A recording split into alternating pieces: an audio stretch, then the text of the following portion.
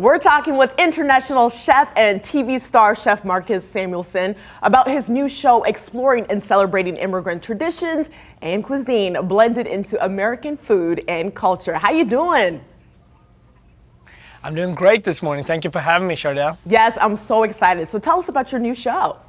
No passport required. You Yeah. should definitely check it out. It's been such a joy to be able to go to 6 cities. We went to Detroit, Miami, DC, Chicago, New York, and New Orleans to really do a deeper dive about the immigrants communities in those cities, what they contributed, and the great food. So imagine going to NOLA and learn about Vietnamese food, or Chicago and learn about Mexican food.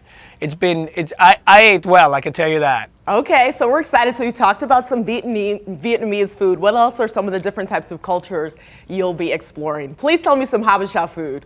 Yeah, this definitely. In DC, you know I had to do that. We're doing all Habesha, we're doing all Ethiopian food in DC. In the larger DMV area, actually, because it's a lot to do with Maryland, of course, as you know, in Silver Spring and so on. Yeah. And Northern Virginia and Alexandria. So we're learning about that. And it's also really inspiring. A lot of the immigrants that came, they came in with very little money, but stuck together and worked really, really hard. In NOLA, for example, we're learning about the Vietnamese community, how they came in the mid-'70s, but with all the different things that happened to that city, whether it's post-Katrina, but how they made America a home, and New Orleans specifically. Now when you go to NOLA East, and you will have some of the best food you will ever have in New Orleans. I'm excited. You're an immigrant yourself. I'm an immigrant. Tell us about your background and how your story comes into play.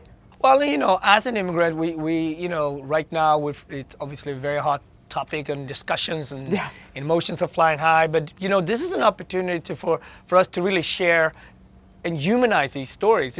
Sometimes we just talk about it in terms of numbers, but when you are an immigrant, you work really hard to get to this place, and you're really excited about coming to America and contributing. Sometimes you're actually even more patriotic than someone that is even born here, because you're so excited about just getting here and doing your best. So as immigrants, we know this, but we want to share some of the most inspirational stories.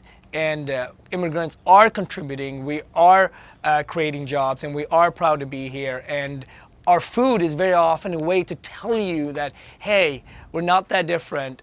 Come and taste our food. Break bread with us. And that's really what we're doing, Chardell. I love it. So I feel like this is just the beginning for you. What's next, boss? Yes. Absolutely. Being Ethiopian and being Swedish, I feel this immigrant thing from two sides, and that can very often be the case.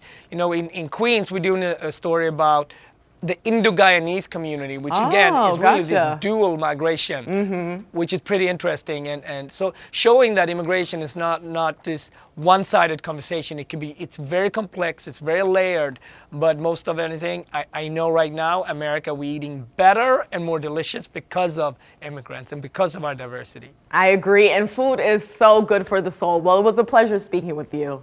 Thank you, Chardell, for having me. And 9 o'clock, check it out on PBS or either. Thank you so much. Have a good one.